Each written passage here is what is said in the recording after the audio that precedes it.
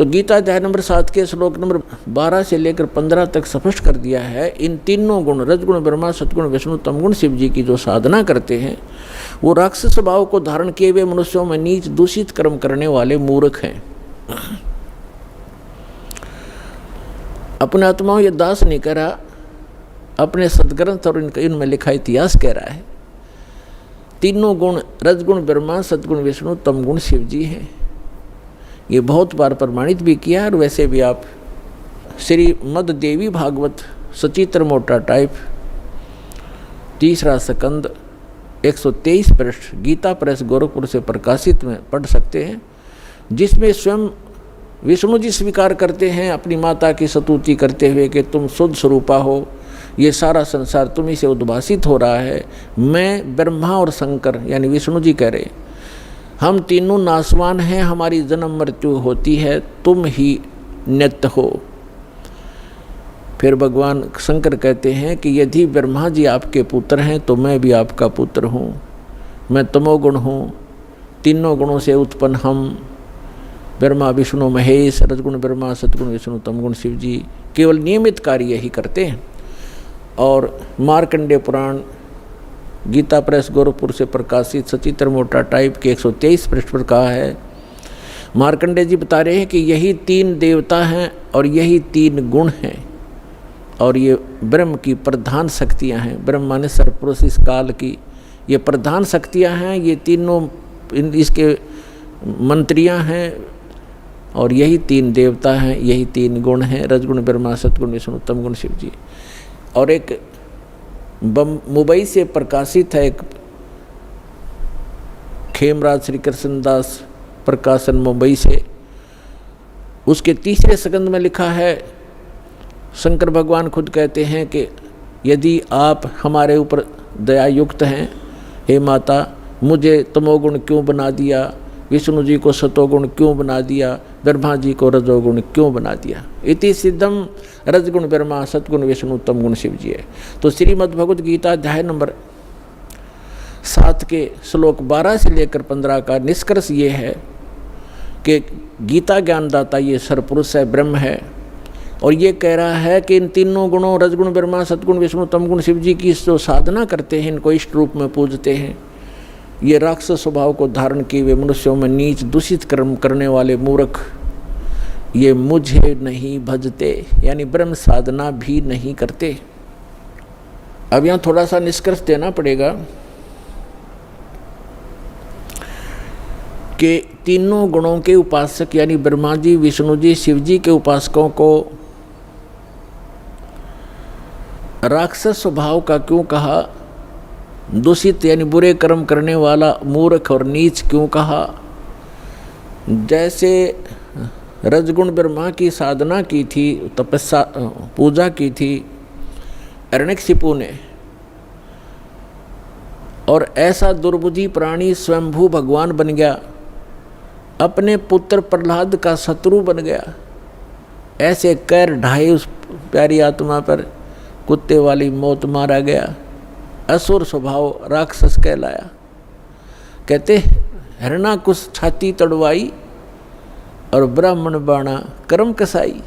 ब्राह्मण माने भक्त, कर्म तो दिखे तो भगत साधना करता, और ऐसे कर्म करे, कैर तोल दिया उस बालक के ऊपर, अपने पुत्र पर, इन मान बढ़ाई के भूख्यान। तो इससे दुष्ट और कौन होगा, नीच दूषित कर्म करने वाला मूर्ख। ये जल्लाद के काम करे, उसने अपने पुत्र का दुश्मन बन बैठा और अपनी अंत में दुर्गति को प्राप्त हुआ, राक्षस कहलाया। कहते हिरणाकुश छाती तुड़वाई और ब्राह्मण बाणा और कर्म कसाई। फिर भगवान तमोगुण शिव की पूजा की थी रावण ने, और किस संज्ञा को प्राप्त हुआ खूब आपको पता है। और कैसे दूषित कर्म किया, एक पर नारी को उठा लाना सूरवीर का काम होता है दुर्भावना से, और कैसे जुल्म करने चाहे, अंत में कुत्ते वाली मौत मरा और राक्षस कहलाया, जो तमोगुण भगवान शंकर का उपासक था। एक भस्मागिरी नाम का शिव का उपासक, तमोगुण शिव का साधक, अंदर में दोष लिए हुए भगवान शिव के महल के सामने कैलाश पर्वत पर ऊपर को सिर नीचे को पैर करके सिरासन पर 12 वर्ष तक तपस्या करता रहा, हठ योग करता रहा। उसने वहाँ पर धरना दे दिया। एक दिन पार्वती जी ने कहा कि जी आप तो महादेवों के देव हैं, महापुरुष हो, आपके घर में किस वस्तु की कमी है, क्या मांगता है आपका पुजारी, इसको दे और फारिग करो। 12 वर्ष के बाद भगवान शिव ने कहा कि मांग भी भस्मागिरी क्या मांगता है। ये गिरिपुरी नाथ होगड़न, ये 10 ये सन्यासी जितने हैं ये भगवान शिव के उपासक हैं, 10 नामी वगैरह। तो जब भगवान शिव ने कहा कि मांग क्या मांगता है भस्मागिरी, तो ऐसे ही उसी पोजीशन में उसने कहा कि भगवान पहले वचनबद्ध हो तब मैं मांगूं। भगवान शंकर ने कहा सोचा ले मांग लेगा जो मांगेगा, भगत है क्या मांगेगा, ये कोई सिद्धि ले लेगा छोटी मोटी। तो उसने कहा ठीक है भाई मैं वचनबद्ध हो गया। भगवान शिव ने कहा तो भस्मागिरी खड़ा हो गया और कहा अपना भस्म कंडा मुझे दे दो जो हाथ में भगवान शिव ने पहन रखा था। उस घड़े के उस कड़े में ऐसी शक्ति थी कि जिसके सिर पर ऐसे करके भस्म कह दिया, बोल दिया, तो वो ऑटोमेटिक उसको फूंक देता था। उस वचन से ही वो अपना काम करता था। इस बात का ज्ञान था उस भस्मागिरी ने। और भस्मागिरी क्या दूषित सोच लेकर साधना कर रहा था कि इस कड़े को प्राप्त करके भगवान शिव को मार दूंगा और पार्वती को अपनी पत्नी बनाऊंगा। ऐसी दुष्ट सोच लेकर के वो साधना कर रहा था। और हम भगवान शंकर को अंतर्यामी कहा करते थे। वो ये भी नहीं सोच सका कि ये दुष्ट क्या सोच लिए बैठा है। तो अंतर्यामी भी नहीं थे वो, और अविनाशी भी नहीं थे भगवान शंकर। अभी बताता हूँ। अब भगवान शिव ने वो भस्म कड़ा दे दिया क्योंकि वचनबद्ध हो गए थे। ज्यों ही, और भगवान शिव ने सोचा जंगल में रहता है, साधु संत है, राक्षसों से बचने के लिए लिया होगा। ज्यों ही भस्मागिरी के हाथ में भस्म कड़ा आया, उसने तुरंत तेवर बदल लिए और ऐसे अभद्र आकृति बनाकर कहने लगा कि होले शिव होशियार, तुझे मारूंगा, पार्वती को अपनी पत्नी बनाऊंगा, मेरा यही उद्देश्य था, आज मैं सक्सेस हुआ। यूँ कह कर के ज्यों ही भगवान शिव की तरफ वो चला तो भगवान शिव ने वहाँ से खखाट उठा दिया, यानी बहुत तेज स्पीड से दौड़ा। आगे आगे भगवान और पीछे पीछे पुजारी। पुण्यात्माओं, गीता अध्याय नंबर 7 के श्लोक नंबर 12 से 15 में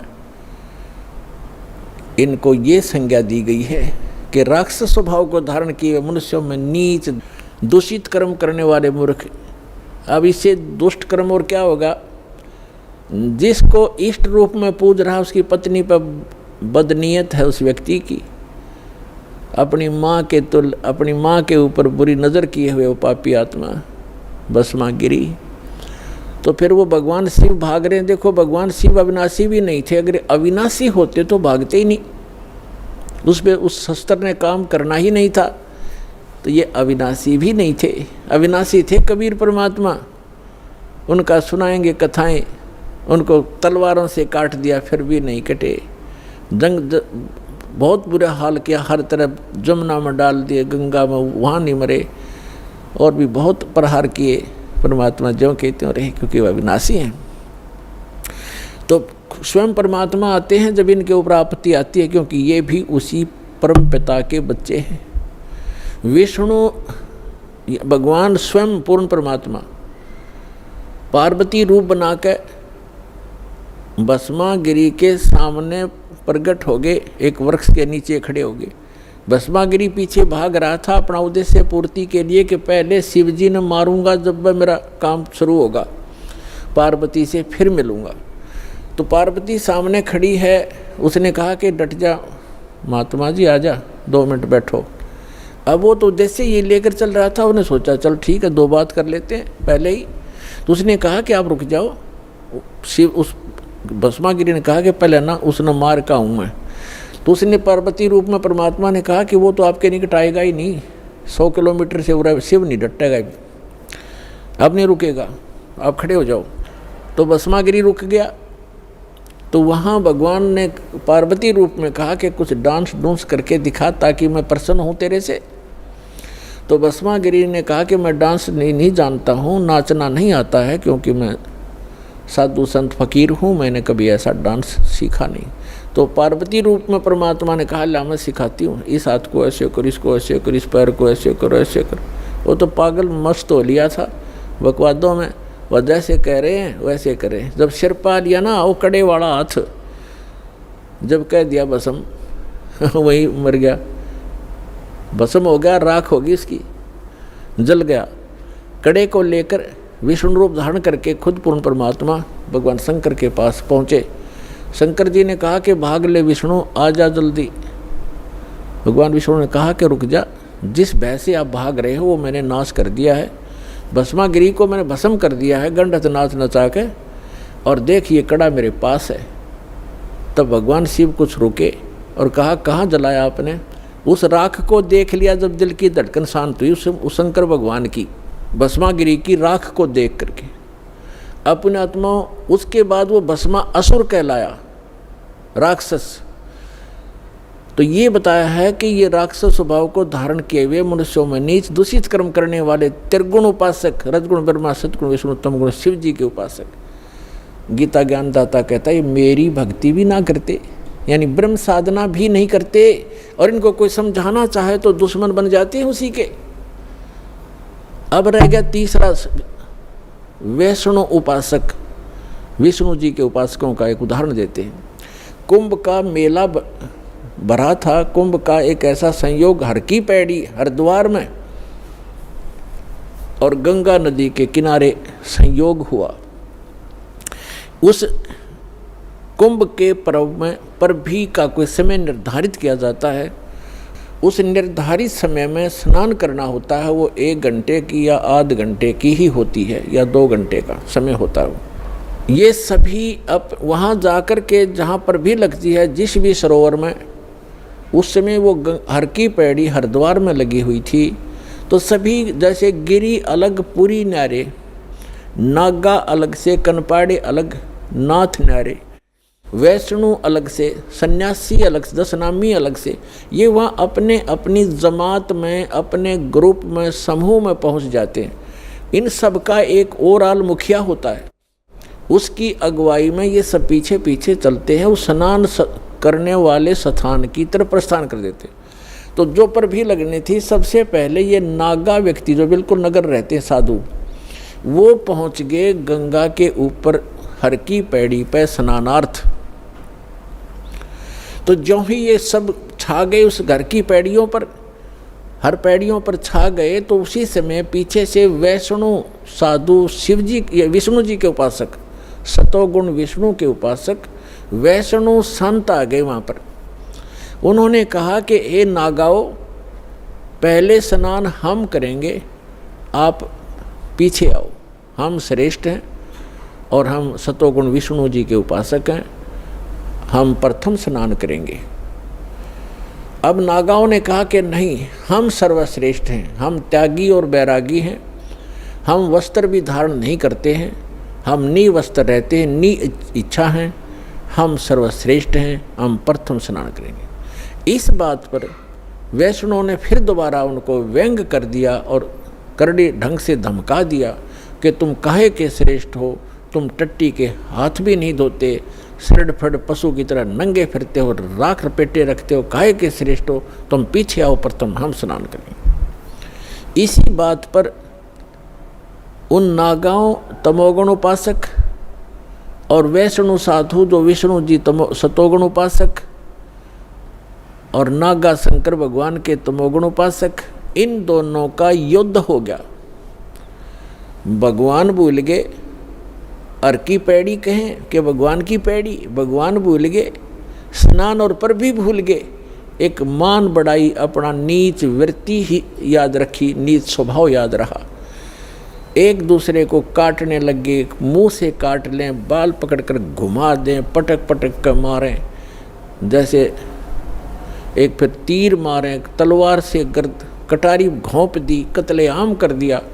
ये 25,000 ये त्रिगुण उपासक आपस में कट कर मर गए उस हर की पैड़ी पे। गंगा का पानी लाल कर दिया, लाशों की सौ का उसमें बेशुमार सौ चल पड़ी। अब यहाँ उस सूक्ष्म वेद में सच्चिदानंद घन ब्रह्म की वाणी में परमात्मा ने कहा है कि तीर तुपक तलवार कटारी और जमधर जोर बधावे हैं, हर पैड़ी हर हेत नहीं जान्या, वहाँ जा कर्द चलावे हैं और काटे शीस नहीं दिल करुणा, ये जग में साध को आवे हैं और जो जन इनके दर्शन को जावे उनको भी नरक पठावे। कि वह गुट्टी उन्हें पावेंगे, जो इनके शेष बनेंगे ये शिक्षा उनको देंगे, काटो मरो काय के लिए, एक मान बढ़ाई के लिए, नहाने के लिए। अरे एक जन साधारण भी कोई नहा रहे हों 10 20 50 100 भक्त, आम व्यक्ति भी, और वहाँ कोई व्यक्ति आ जा भाई मैं भी नहा लूँ, अकाजा आप भी नहा लो, स्थान दे देते हैं। तो आम व्यक्ति से भी गिरा हुआ इनका विचारधारा, इनका जो शिष्टाचार, अरे इनको तुम संत मानते हो, ये त्रिगुण उपासकों के बारे में सूक्ष्म वेद में कहा है। कहते तीर तुपक तलवार कटारी और जमधर जोर बधावे हैं, हर पैड़ी हर हेत नहीं जान्या। कहते हर की पैड़ी कहो, हर की पैड़ी कहो, भगवान का प्रेम नहीं समझा, भगवान की आत्माओं को काट रहे हो। हर पैड़ी हर हेत नहीं जाना, और वहाँ जा तेग चलावे हैं, तेग माने तलवार, और काटे शीश, गर्दन काट रहे हैं, सिर काट रहे हैं, नहीं दिल करुणा, इनके दिल में दया नहीं। और ये जग में साध कवावे हैं, इनको साधु कहते हो, संत कहते हो। और जो जन इनके दर्शन को जावे, जो व्यक्ति इनके मत्था टेकन जावे या इनको दान करने जाता है या इनका शिष्टो प्राप्त करता है, उनको भी नरक पठावे, उनको भी नरक भेज देते ये त्रिगुण उपासक।